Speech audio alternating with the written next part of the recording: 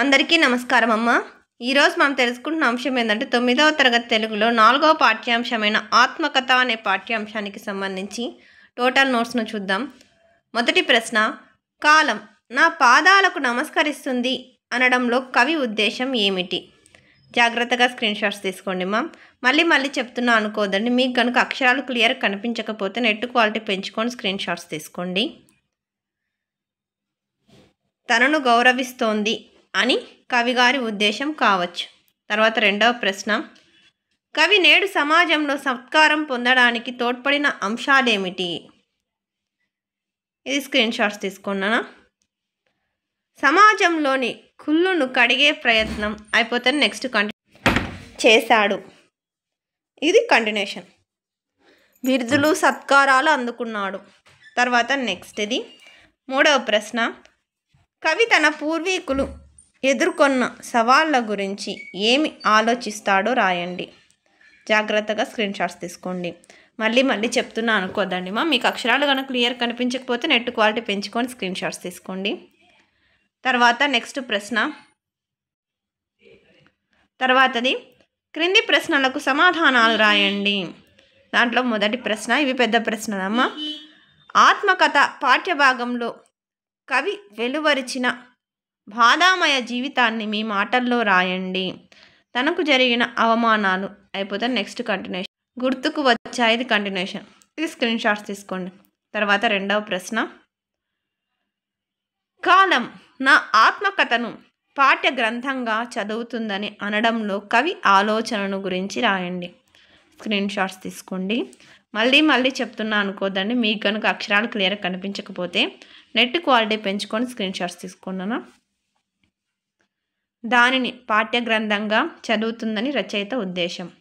తర్వాత నెక్స్ట్ ప్రశ్న, మూడవ ప్రశ్న, మనుషులందరూ సమానమే అనే అంశంపై 5 నినాదాలను రాయండి. అన్ని కులాల కంటే మానవ కులం గొప్పది. నీ పక్క వారిని కూడా నీ వలనే ఇష్టపడు. జంతువులకు పక్షులకు లేని కులమత భేదాలు మనకెందుకు?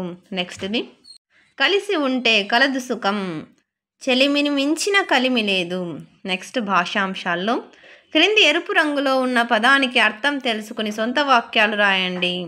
చౌరస్తా అంటే కూడలి. 4 రోడ్ల కూడలిలో మహాత్మా గాంధీ విగ్రహాన్ని ప్రతిష్ఠ చేశారు. తర్వాత అర్పణం అంటే ఇవ్వడం. తర్వాత నెక్స్ట్ చురకత్తుల్లా అంటే పదనైన చిన్న కత్తుల్లా. నెక్స్ట్ క్రింది పదాలకు పర్యాయ పదాలను రాయండి. స్వర్ణం అంటే పసిడి, బంగారం, కనకం. సూర్యుడు అంటే రవి, ఆదిత్యుడు, ధూమాని. తర్వాత కళ్ళు అంటే నేత్రాలు, అక్షులు, నయనాలు. దేహం అంటే శరీరం, కాయం, తనువు. క్రింది పదాలకు నానార్థాన్ని రాయండి. తల అంటే ముఖ్యమైన మస్తకం. కాలం అంటే నలుపు, సమయం. రామ అంటే శ్రీ రాముడు. నెక్స్ట్ది క్రింది ప్రకృతి వికృతులను రాయండి. భోజనం ప్రకృతి, భోనం వికృతి. బాధ పొద్దు ప్రకృతి, ప్రొద్దు వికృతి. తర్వాత కథ ప్రకృతి, కథా వికృతి. పుష్పం ప్రకృతి, పువ్వు వికృతి. వ్యాకరణాంశాలు, అప్పటికిన్ ప్లస్ అప్పటికిన్, అప్పటప్పటికిన్. అక్కడన్ ప్లస్ అక్కడన్, అక్కడక్కడన్. ఒకటే పదం 2 సార్లు వస్తే అది ఆమ్రేడిత సంధి. తర్వాత క్రింది పదాలను విడదీసి సంధి పేర్లను రాయండి. పావనమైనదని, పావనము ప్లస్ అయినదని, ఉత్వసంధి. ధర్మం ఒకటి, ధర్మము ప్లస్ ఒకటి, ఉత్వసంధి. చిన్నప్పుడు, చిన్న ప్లస్ అప్పుడు, అత్వసంధి. తర్వాత గుర్తుకొస్తుంది, తప్పు. గుర్తుకు వస్తుంది, ఉత్వసంధి. తర్వాత నెక్స్ట్ సమాసాలు. మధ్యాహ్నము వచ్చింది, మధ్యాహ్నము. నడిరేయి, నడిమిరేయి. మీరు స్క్రీన్ షాట్ తీసుకోండి. ప్రతిదీ ఎక్స్ప్లెయిన్ చేసుకుంటూ పోతే వీడియో లెంత్ అవుతున్న ఉద్దేశంతో నేను చెప్తున్నాను. నెక్స్ట్ ఇవన్నీ సమాసాలు. తర్వాత క్రింది పదాలకు విగ్రహ వాక్యాన్ని రాసి సమాస పదం గుర్తించండి.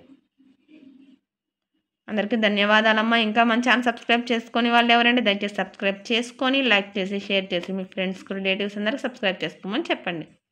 నా ఛానల్ని సబ్స్క్రైబ్ చేసుకొని ప్రత్యక్షంగా పరోక్షంగా సపోర్ట్ చేస్తున్న వాళ్ళందరికీ పేరు పేరున హృదయపూర్వక ధన్యవాదాలు. అందరికీ మరొకసారి ధన్యవాదాలు.